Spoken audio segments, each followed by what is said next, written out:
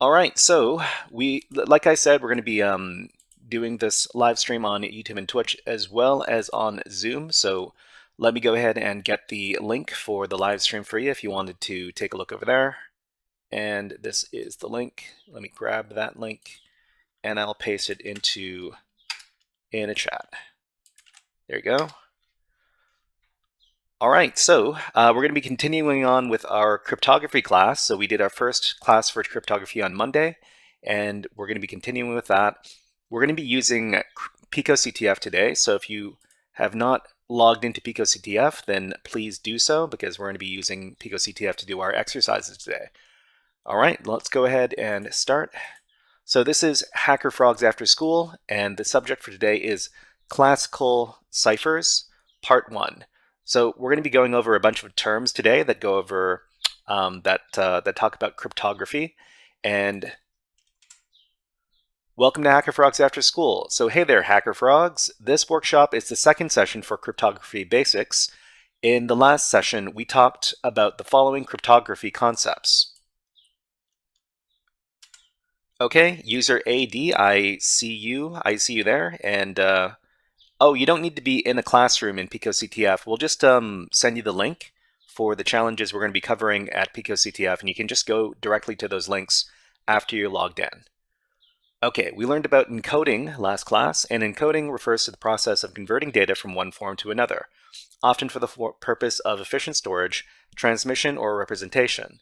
So we can turn these numbers over here, these binary numbers, into some different letters by using the ASCII encoding system, for example. And ASCII encoding is it's a common text encoding system which assigns numerical values to letters, numbers, and symbols. So for example, you got the lowercase h in ASCII encoding. It can be represented with a binary number, with a hexadecimal number, or with a regular decimal number. We talked about hexadecimal conversion. Hexadecimal can be used to represent ASCII characters, and conversion between hex and ASCII is a form of encoding. So if you've got, let's see, I think it was, I'm not too sure which letter this is. But anyways, you can convert hex numbers over to decimal numbers, over to binary numbers. This conversion can be considered a form of encoding. And we talked about base 64 encoding. So base 64 encoding is what I want you to take away from the last class, because base 64 encoding in cybersecurity CTF exercises is basically everywhere. You're going to see it a lot. So base 64 is a method of converting data bytes into alphanumeric strings and is often featured in CTF challenges. So for example, if you were to use the base 64 system to encode this string right here, hacker frogs, ! You would get this base 64 string over here. So it's basically a letter, a string of letters and numbers, and a couple of special characters like these equal signs. So one thing we really have to understand when we're talking about encryption is that encoding is not encryption. Sigma on Twitch says, evening. Good evening, Sigma. Nice to see you here. We're just doing a little lesson on cryptography right now, and if you want to join in, then you are very welcome to. You'll need an account over at PicoCTF to do so. So although encoding transforms data from one form to another, the intention of encoding is not to hide the contents of the data. So it is not cryptography. So cryptography is all about the intent of trying to hide information, and that's what separates encryption from encoding. Additionally, encoding methods are meant to be well-known and easily reversible, which further sets encoding apart from encryption. So in this session, we're going to be covering the following topics. We're going to be talking about cryptography terminology. We're going to be introducing classical ciphers, so that's a type of cryptographic cipher. And we're going to be covering two commonly seen classical cryptographic ciphers, especially when it comes to CTF exercises. Those are going to be the ROT13 cipher and the Caesar cipher. So let's go ahead and talk about cryptographic terminology. So what is cryptography? We'll start our exploration of cryptography by going over some key terms. So let's suppose that Bob wants to use Alice's streaming video app account to watch some movies. So let's just say that Bob wants to borrow Alice's Netflix account to watch some movies, although that's not really that's not really something that you're supposed to do, but it used to be very common. Anyways, Alice is fine with Bob using her account, but wants to send her account password to Bob secretly, to which Bob agrees. So Alice is going to send the password to Bob, but it's going to be a secret. So we're going to be talking about the difference between plain text or clear text and something else. So Alice's password before it is transformed into a secret message through cryptography is called plain text or clear text. So when we do these cryptography challenges, we're going to be talking about plain text or clear text. It basically means the unencrypted form of some sort of string or message. So this is Alice's plain text password. So it's Alice password 1 exclamation point with some dollar signs in there. And this is her clear text password. The next thing we're going to be talking about is ciphers. So Alice then uses a cryptographic algorithm called a cipher to transform the message from its original form into a secret message. So the method of encryption in cryptography is called the cipher, and Alice chooses the ROT13 cipher for her to transform her information. And this secret form of the message is called ciphertext. So when Alice transforms her plain text password into a secret message, this is called the ciphertext. So the transformed version, the encrypted version, is called ciphertext. So the act of transforming plain text into ciphertext through encryption, through cryptography, is called encryption. So when you turn this regular password, the regular plain text password, into the ciphertext version, this is called encryption. So Alice then sends the message with the encrypted password to Bob and tells her which cipher was used to encrypt the password. So she tells Bob, if you want to get the original message, use this cipher. So upon receiving the message, Bob uses the same cipher to transform the ciphertext back into plain text. This act is called decryption. So when you receive an encrypted message, if you transform it back into its plain text form, that's called decryption. So encryption and decryption. So after decrypting the message from Bob, after decrypting the message from Alice, Bob can use the password to log into Alice's streaming video account and watch movies. Okay, so let's quickly go over those cryptography terms before we move on. So we talked about the cipher, and the cipher is a cryptographic algorithm used in encryption and decryption. We talked about the plain text, a message or piece of text that is not encrypted. So information that is not encrypted can be called plain text, and ciphertext is an encrypted message or piece of text. There's encryption, which is the act of transforming plain text into ciphertext, and decryption, the act of transforming ciphertext into plain text. So we're going to be talking about the two different categories of ciphers that are used in cryptography. So there's classical ciphers and modern cryptography ciphers. These are the two major categories. So classical ciphers are the ciphers that were used in the past, and basically everything before the 1930s or so, those are all going to be classical ciphers, and everything that is past that was developed past like 1940 or so should be all modern ciphers. So classical ciphers refer to cryptographic ciphers used prior to the introduction of computer-aided algorithms. So you might have something very old school, like this code wheel, and you might use this to create your encrypted messages, your secret ciphers. With classical ciphers, it is generally possible to perform the steps required to encrypt and decrypt the messages without the aid of computers or calculators. So classical ciphers are meant to be are meant to be solved without complex computers.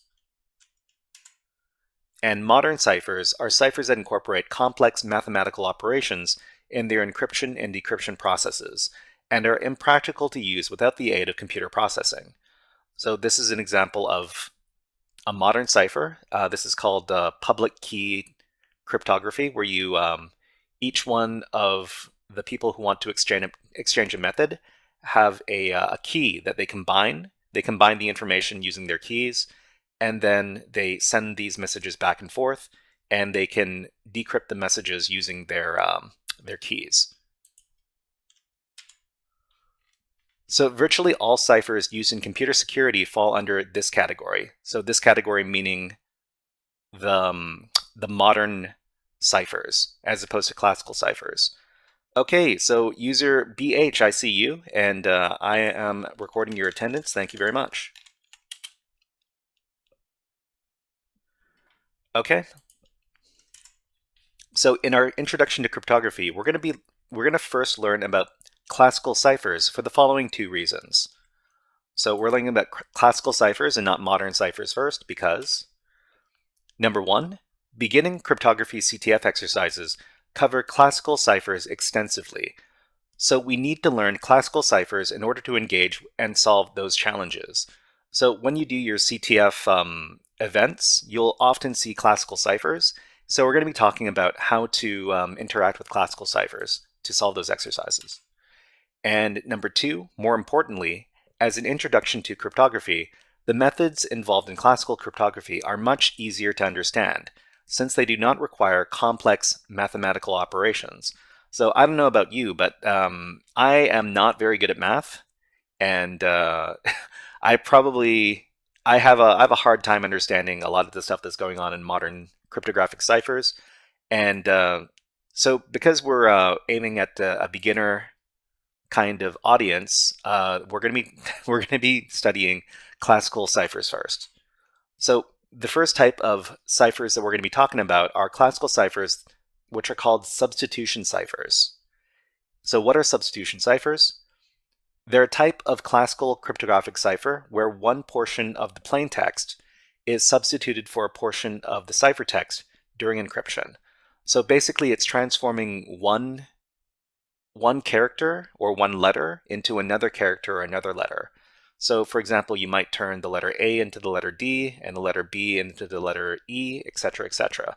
This is an example of substitution ciphers. So the size of the portions may be symmetrical. For example, one character of plaintext is substituted by one character of ciphertext, or asymmetrical. For example, one character of plaintext is substituted by two characters of ciphertext, or vice versa. So mostly we're talking about symmetrical substitution ciphers, but there are examples of asymmetrical ones out there as well. Okay, so the first cipher that we're going to be talking about is a substitution cipher called the ROT13 cipher. And the ROT13 cipher is a simple substitution cipher where the encryption method is to shift each plaintext letter by 13 positions in the alphabet to form the ciphertext. So it's pretty easy to understand how to convert one letter into another letter when using the ROT13 system, because no matter if you're doing encryption or decryption, you're basically using the same pairs of letters. So for example, if you've got the letter A, it turns into the letter N. If you have the letter M, it turns into the letter Z or Z. And if they've got the letter L, it turns into the letter Y. So here's an example. If I wanted to, let's go over here. Okay, so if I wanted to turn the word hacker frog into ROT13 if I want to transform this using ROT13 encryption, this is what I would do. Sigma on Twitch says, is there a reason why specifically ROT13 is more popular than any other rotation level? So ROT13 is popular because it's the simplest. It's the simplest, and it's very easy for people to understand. You don't need to do anything really complex to use ROT13. And we'll talk about how ROT13 relates to the other cipher we're going to be talking about a little bit later today. So, okay, so we've got the letter H, first of all. So the letter H turns into the letter U, so we would type U. The letter A turns into the letter N, so we type the letter N. The letter C turns into the letter P, and the letter K turns into the letter X. Okay, so let's pretend we're not doing hacker fraud, but let's just say that we're just doing the word hack. So when we use ROT13 to encrypt the word hack, it turns into UNPX. And if you see UNPX, and you know this was transformed by ROT13, then you would do the opposite. So you would turn U into the letter H, N into the letter A, P into the letter C, and X into the letter K. And that's how you would get the plain text back. And that would be the word hack. Okay, let's go on. So if you have any questions about what we're talking about at any time, you can always leave a message in the chat. I'll try to get to your questions and comments as soon as I can. So if we use the cipher to encrypt the plaintext hacker frogs, the resulting ciphertext would be this over here. So we just demonstrated how we would do that. And the great thing about ROT13 is that encrypting and decrypting uses the same pairs of letters. So we don't have to, it's very, very easy to do. So to decrypt the ciphertext, we would do the same operation, shifting each ciphertext letter by 13 places in the alphabet. All right. So to reinforce our knowledge of the ROT13 cipher, we're going to do an exercise over at PicoCTF. So if you're not already logged into PicoCTF, I highly suggest you do so, and then go over to, you can go over to this link.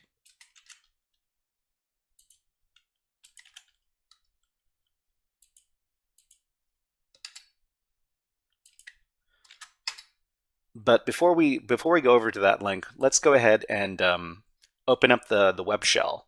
So the PicoCTF web shell is a great tool that we can use to solve PicoCTF challenges. And this is what you do to access it. So after you've logged into PicoCTF, you want to click on the practice button over here. And then after you've done that, you should see there's going to be a web shell button over here on the right-hand side of the screen. If you can't see it, you might have to scroll down in the page a little bit before you see it. But basically, what you want to do is you want to click on the web shell button, and that's going to open up the PicoCTF web shell. And the PicoCTF web shell is basically a Linux virtual machine that we can use to solve challenges. And after you open up the PicoCTF web shell, you want to make the web shell interface nice and big so that, so that it's a little bit easier to look at. So after you've clicked on the web shell button, and after you see this output here, you want to click on this button that's located to the right of the help button. It's a button labeled Pop Out Web Shell Terminal. It looks like a box with an arrow pointing out. Go ahead and click on that. And you should see that the web shell is now in a separate browser tab and that it's really big. And so if you manage to open up the web shell and then make it nice and big like this, let us know in the chat by typing in "the web shell is big," smiley face.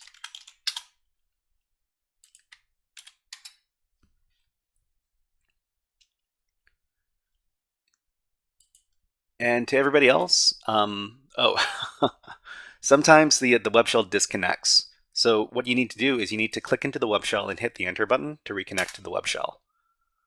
So if for some reason the web shell doesn't work for you the first time, then what you need to do is you need to do it again. Sometimes the web server over at PicoCTF is not very responsive. I'll demonstrate how to do it one more time.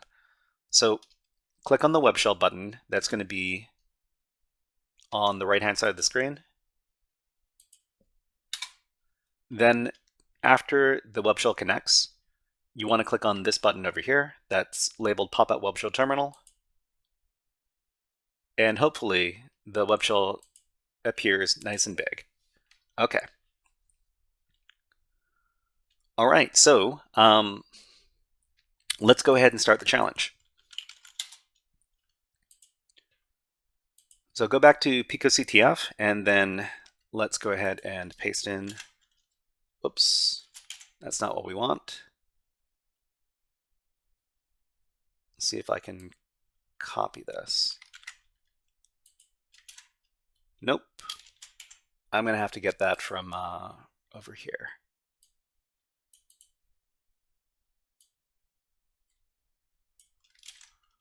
Okay.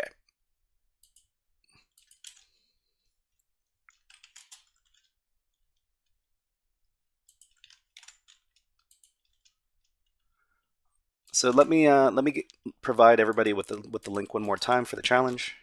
Here you go. Okay, so what does it say here? Oh, we didn't even. Well, okay. We can use the web shell for this challenge. So this is the 13 challenge. It's an easy challenge from the cryptography challenge from the picoctf 2019 event. The description on the challenge says cryptography can be easy. Do you know what ROT13 is? And then they've got a piece of ciphertext. So we can tell that this is probably a picoctf flag for a couple of reasons. Let me copy this and let me put it in my terminal over here.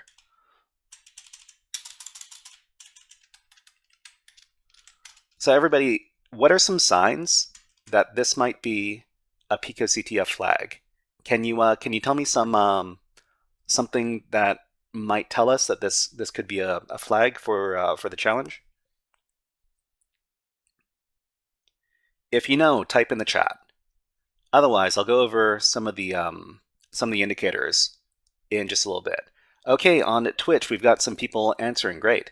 So yet 1D says the brackets. Yeah, that's true. That's true. Volcano also says the brackets. So these parentheses over here, we see these in a lot of flags. So what else is there's one other big indication that this could be a picoctf flag. And the hint is it's at the beginning of the string. The underscores. Right. So these underscores indicate that these could be spacers between some words. So there's also, right, the caps. Oh, the capital letters. Yeah. So they got 4 lowercase letters followed by 3 capital letters. And we know from previous challenges that the beginning of a picoctf flag starts with this. So it's picoctf, and then they've got something in the brackets like this. So this could probably be a transformed flag. It's not necessarily this, but we're guessing that this could be picoctf that's been transformed. Okay, so let's talk about 2 different methods we could do to solve this challenge. And the first one, well, we're going to do the easiest one first. So the easiest way we could solve this challenge is by grabbing the ciphertext over here and copying it, and then using a website to solve this. So we could go over to rot13.com. And so if you if you don't know what web page this is, I'll just give everybody the link. It's not very hard to type in, but this is basically a website that does ROT13 conversion. And let me grab the ciphertext again. Okay, so rot13.com, paste in your ciphertext, and it's going to do the ROT13 conversion over here. And this is the flag. So it's picoctf, not too bad of a problem. So before we finish the challenge, I'm going to teach you one more method we could do to solve this challenge. And it's basically we could do a Linux command to do this. And so for everybody who doesn't know, for each one of our classes, we've got some session notes, and the session notes for this class are going to be at this GitHub repository right over here. So this is challenge 1, picoctf 13, and we've got our method 1 our method one solve method using Linux.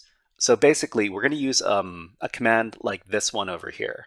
So if you want to solve this yourself, you can go over to the GitHub, and then you can either copy this command here, or you can click on this little box, and that's going to copy the code over.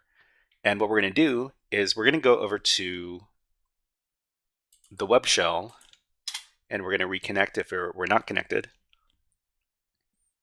Then we're going to paste in the command. So before we run the command, I'm going to explain what's going on here. So first of all, we use the echo command. So the echo command is basically going to echo out whatever we give to the command. And in this case, we're giving the ciphertext string. And the ciphertext string is all this over here. And Tatso95, hello, and nice to see you here. You are now a Hacker Frog. Thank you for following on Twitch.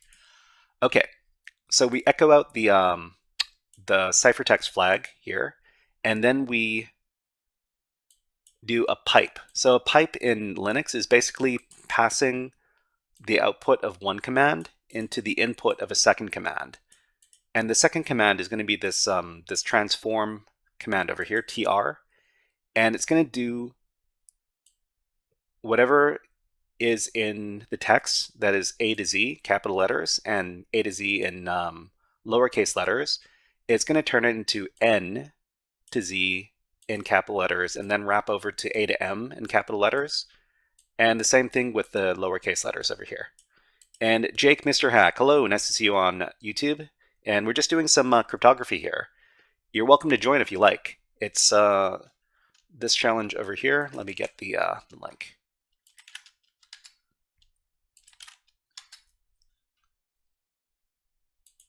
Okay.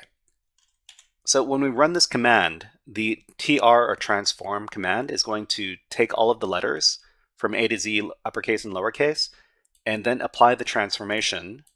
So A equals N, etc., all the way to Z, and then uppercase and lowercase. When we run this command, we get the flag that has been transformed using the ROT13 cipher. So let's go ahead and copy the flag, and then go back to the PicoCTF page. We're going to scroll down to the bottom, and then in the flag submission field, paste in the flag, and click on Submit Flag. So I'll just provide the flag to everybody in chat, just in case you're having trouble accessing it. Okay, so everybody, if you managed to finish the 13 challenge, let's see, type in, I got 13 answers. Smiley face.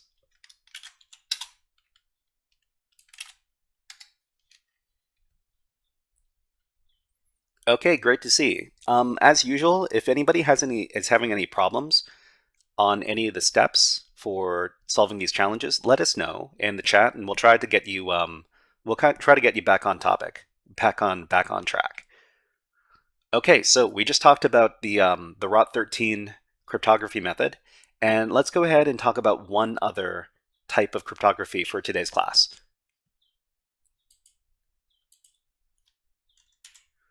So we're talking about the Caesar cipher. So the Caesar cipher is a substitution cipher where the method of encryption is to shift each letter of the plaintext by a specific number of letters in the alphabet.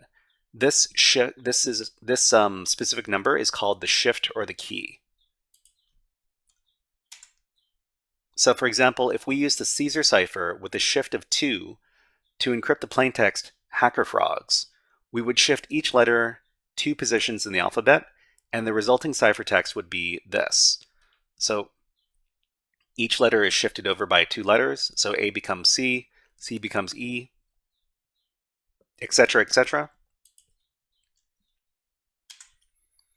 And to decrypt the ciphertext, we take each letter of it and shift back 2 letters in the alphabet to form the plaintext. So if we know that this ciphertext was created with the Caesar cipher with a shift of +2, we would do -2 letters to get the plaintext. So J, we go back 2 letters. I have a hard time shifting back letters. So J becomes J, and then JIH. right? And then CBA, and then EDC, etc., until you do all the letters, and then you get the plain text back. Okay, so let's go ahead and well, we've got another challenge to do, but just to illustrate a little bit better, I've got this terminal over here. So the easiest thing we could do with the Caesar cipher is do a shift of 1. So a shift of 1 basically means that each one of these letters in the alphabet are going to be shifted one letter over. So A becomes B, B becomes C, etc. When we get back to the letter Z or Z, we shift, we wrap around, and we go over to the letter A. So this is what the shift looks like when we shift by 1 in the Caesar cipher. And if we shift by 4 letters, then A becomes the letter E, B becomes the letter F, etc. And if we want to do the decryption, then E would become the letter A, F would become the letter B, and so on and so on. Sigma says, "I'm sure Caesar thought he was real smart when we came up with this." You know what? It was really early in history, and people hadn't discovered a lot. So maybe this was really advanced technology for the time. But yeah. All right, let's go ahead and start the challenge. So the challenge is going to be over here. Let me get the link for everybody.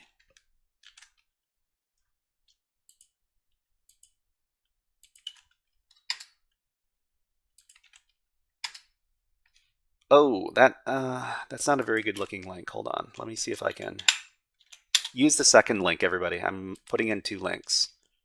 You should use the second link. And let me go ahead and access this myself.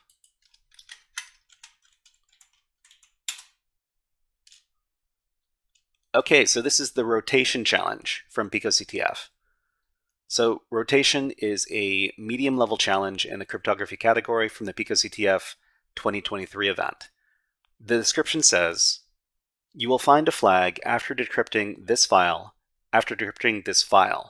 Download the encrypted flag here," and they've got a little link that we can download. So we will be using the web shell to solve this challenge. So what you want to do is you want to highlight the here link and then right click. After that, select copy link. Jonathan Smith on YouTube says, "I just wanted to say thank you for the over the wire videos. It's been amazing. Somebody give him a teaching job." I have a teaching job. It's I'm teaching online right now. But thank you very much. You could work at my school, University of Miami. Huh, interesting. Thank you very much for the messages, Jonathan Smith. Hey, why don't you send me a private message on Twitch? You can find my Twitch channel. It's the same username as the YouTube channel. Why don't you send me a private message there, and maybe we can start talking. So you can send me a private message on either Twitch or on the Reddit. Let me go ahead and get the Reddit over here for Hacker Frogs. I'll just leave the Reddit link in the YouTube and Twitch chat. Okay, so anyways, let's get back to the teaching. So what you want to do is you want to highlight the here link, right click, select copy link, and then you want to go over to your web shell. So your web shell probably disconnected. That's fine. So go ahead and click into it, hit enter to reconnect. Eloytronics IT says, "Here from Brazil, learning." Thank you. Thank you very much for coming by the chat, Eloytronics on YouTube. And GredXT, hello GredXT, nice to see you here. And this is what we're going to do. We're going to download this file onto our PicoCTF web shell. We're going to type in wget and then space, and then we're going to right click and select paste. So that's going to paste in the file address. After that, hit enter. And we should have the file downloaded. So after that, type ls. You're going to see the file encrypted.txt in your web shell directory here. So if you manage to successfully download the encrypted.txt file and you see it in your directory, let us know by typing in the chat, "I got the file," smiley face.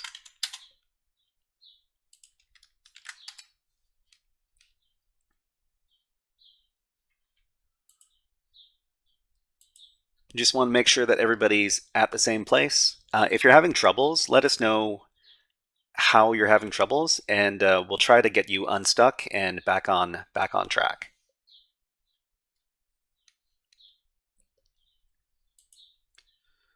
So one more time, first of all, you need to open up your picoctf web shell. After you do that, at the rotation challenge page, there's going to be the here link. So you want to mouse over it, right click, select copy link, then go over to your web shell. In the web shell, type in wget and then space, and then paste in the file address and hit enter to download the file.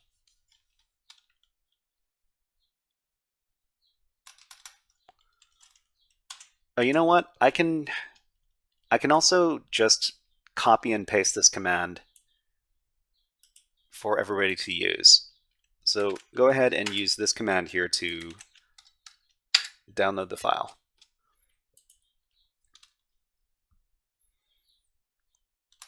Okay, so after you've downloaded the file, you can read the file.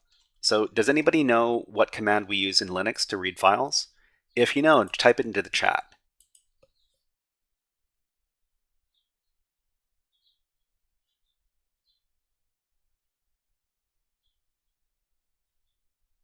We got some people on YouTube and Twitch who have used Linux before. That's great. So the answer is the cat command. Okay, we've got ads going on Twitch, so we're going to have to do an ad on YouTube, and we're just going to wait out the ads so that everybody can have an opportunity to learn without watching the ads.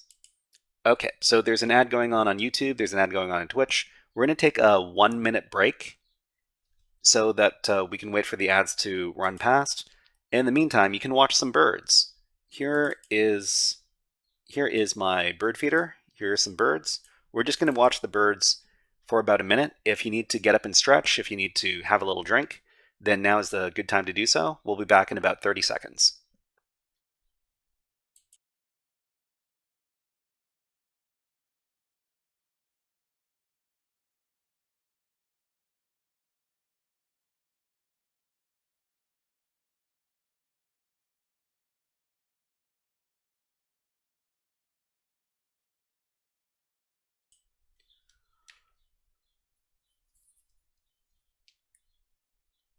Okay, I think there's some more. Let's see, where are the birds? Here we go. I love these birds. Okay, anyways, our break is over now, so let's go ahead and put the birds away, and we'll get going with the cryptography stuff. So yeah, a lot of people on YouTube and Twitch answered that we use the cat command to read files. So what you want to do is you just want to type in cat space and then the name of the file that we want to read. In this case, it's encrypted.txt.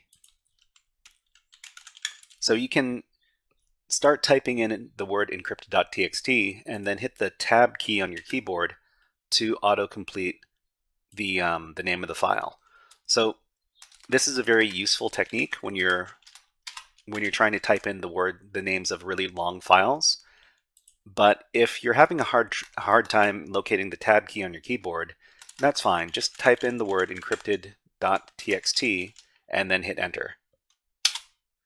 And we get this over here. So just like the last message, or like the last challenge, we see that this could be a picoctf flag. We've got 4 lowercase letters, followed by 3 uppercase letters.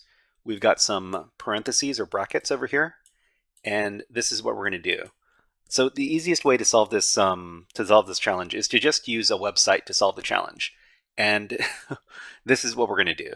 So copy the flag or the ciphertext over here, select copy, And we're going to use a website to do our encryption and decryption. We can actually use rot13.com.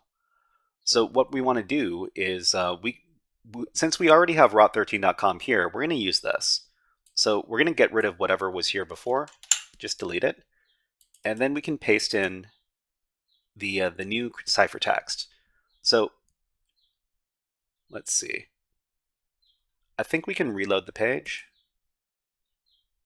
So if we reload the page, we see that this text over here, when we use rot13, it's going to result in this. And this is where we're going to reveal something very important about rot13. So rot13 it's a type of Caesar cipher. So when we say Caesar cipher, rot13 is basically the most common type of Caesar cipher. And the rot13 is the rotation of 13 letters. And we can also do rotation by any number of letters over here. So we could do rot1, and we see that the difference between rot1 and rot13 is this over here. We could do rot2. We could do rot3. We're basically brute forcing this. So we're brute forcing all of the letters or all of the rotations. So the rotations go from the number 1 to the number 25. Xmetric says helps if you put A, B, C, D, E, F in the input to make it more clear to novices. Yeah, I did a little demonstration about shifting by different degrees earlier. Okay, so we can basically just okay. This right here, we did rot5. So rot5 gave us this. And this pattern over here looks very similar to the pattern we saw in the previous challenge. And the previous challenge was rot13. So what happens if we take this, which is rot5, and then we add another 13 to it? So we knew that rot13 in the previous challenge had letters that looked like this. So this is rot5. We're going to add 13 to rot5, and we're going to have rot18. And when we do rot18, we get the flag. So rot18 is basically Caesar cipher with a shift of 18 letters. So each letter is shifted over by 18 letters, and then we get the flag. Okay, so let me go ahead and copy this, and I'll provide it to everybody in chat.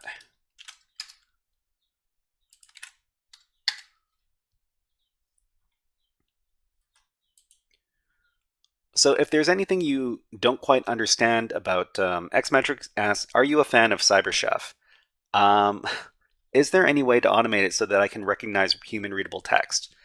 Yeah, there's another website. There's a bunch of different websites we could use to do rot13 encryption. And one of the more popular ones is going to be, it's decode.fr. It's a French website. And decode, let's just say decode.fr Caesar cipher.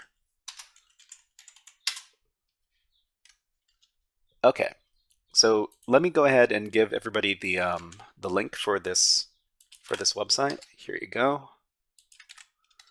Xmetric says, learn to code, easy to automate everything. Yeah, we could, and maybe I'll talk about that in just a little bit. All right, so we've got our Caesar cipher tool over here at the decode.fr site, and what we're going to do is we're going to give, well, okay, we've got some, we've got an example over here of a Caesar cipher encoded string or ciphertext. We're going to decrypt by brute force. So just go ahead and click on this button over here. It's going to give you all of these potential shifts over here. So it gives you the entire list, and it's basically up to you to identify which one contains human readable text.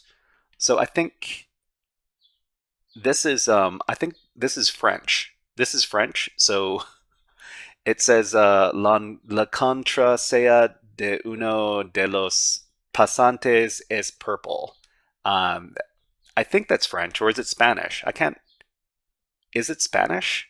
That would be weird because this is a French website. It sounds Latin. Oh, it sounds Latin. Really? Hmm. But anyways, we can use this to decrypt the Caesar cipher as well. So what we're going to do is we're just going to go back to picoctf. Oh, sorry, not to picoctf. We're going to go back to our web shell, and we're going to grab our ciphertext again. So we're just going to copy it, and then we're going to go over to the Caesar cipher tool over here. We're going to paste it in, and then we're going to click on decrypt by brute force. Okay, so it actually gets the answer up here, and it says, so brute forcing 25 shifts for the alphabet from A to Z. They're tested and stored in the most probable to least probable. So it's actually trying to figure out if it's if there are words inside the plain text.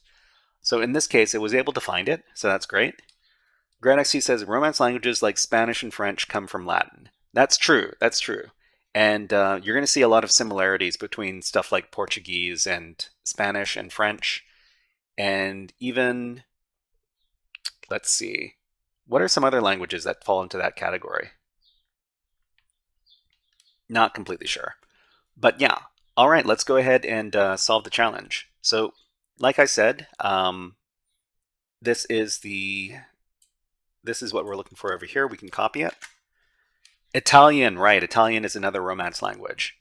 Okay, let's go ahead and go back to the picoctf page.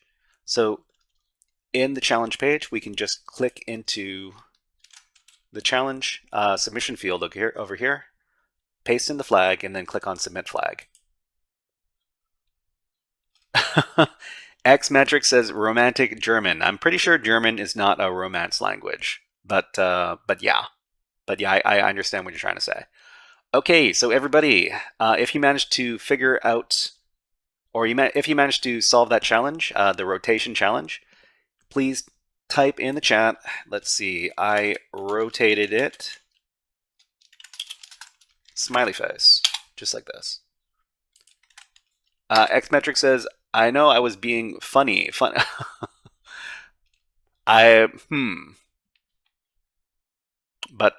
yeah, we're trying to be understanding of different languages and different cultures. Sometimes, when I see a message like, hold on, what was the original message?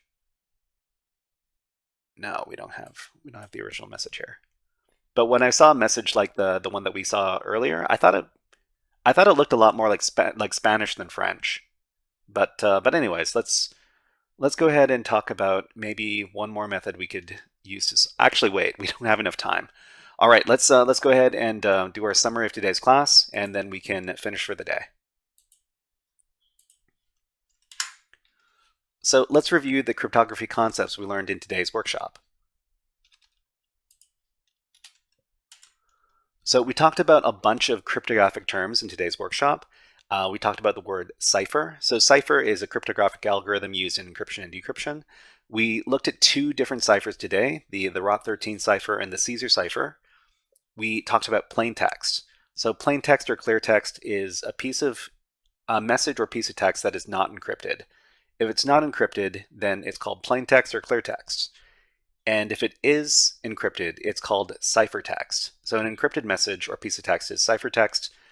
Turning something into a secret message is called encryption. It's the act of transforming plain text into ciphertext. And decryption is the act of transforming ciphertext into plain text. Okay, so the great thing about cryptography terms is that most of us have heard this kind of stuff before, just by interacting with technology. But what are we going to be?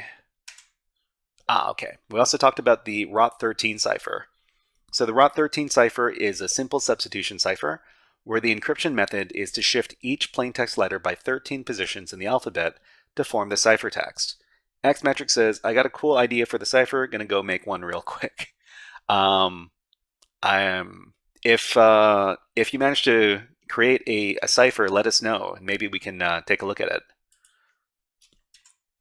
And we also learned about the Caesar cipher. So the Caesar cipher is a substitution cipher where the method of encryption is to shift each letter of the plaintext by a specific number of letters in the alphabet called the shift or the key. All right, so let's go ahead and talk about what we're doing next time. So in the next Hacker Frog's After School Cryptography Workshop, we're going to take another look at classical ciphers with more commonly used ciphers, such as the Vigenère cipher. So we're going to be talking about a bunch of different classical ciphers, and we're going to be exploring these ciphers a little bit more in the next session. Burning Alfalfa. Burning Alfalfa, that's a great name. Thank you very much for joining on Twitch. You are now a Hacker Frog. And yeah, so this is, well, we're going to be doing some more stuff over at PicoCTF, so please look forward to that. That's going to be on Friday. Today's Wednesday, that's going to be on Friday. So what we're going to do now is we're going to take a little break over at the over on the Twitch and YouTube streams, and we're going to finish out our session over for the students on Zoom. So everybody, please, first time chat by Burning Alfalfa says, I'm in. That's some hacker talk right there. But yeah, we're going to be taking a little coffee break on Twitch and YouTube while I finish out Zoom. And after we do that, we're going to be doing some hacking with a AI. So what are we doing? We're going to be hacking with the AI, with Claude AI specifically, and we're going to see if it can do some hacking exercises. So please stay tuned for that. We're going to be starting that in just a couple of minutes. But in the meantime, enjoy the coffee break and enjoy the music.